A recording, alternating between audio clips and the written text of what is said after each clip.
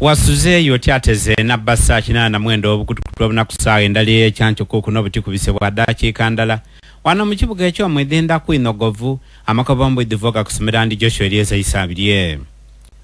Speaker wa Parliament ya Uganda Wakitibane Tanita Amongo akakaisa ngabwa asigaiza ebwa kisanda bwa kilala bedenge agemye amwirira Thomas Tayebwa siteringi ya Parliament kubata yenda kufuka bwa kisigiro mu bya bufuzi.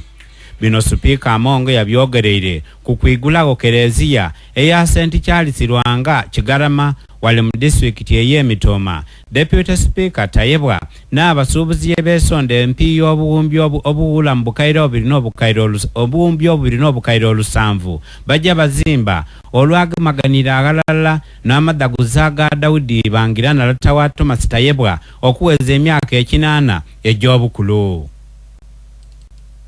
Mzee Daudi, want to congratulate you upon reaching 80 years. Congratulations. And we are proud of you with the Mama for giving us a very brilliant, young, down-to-earth person in the name of Honorable Tayebwa.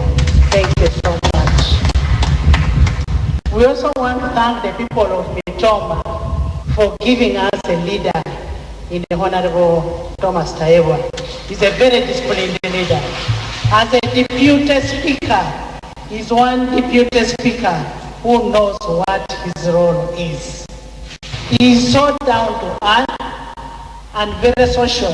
I want to thank you people of Mitoma, and we want to request you that kindly bring back Right Honorable Tayebwa to Parliament.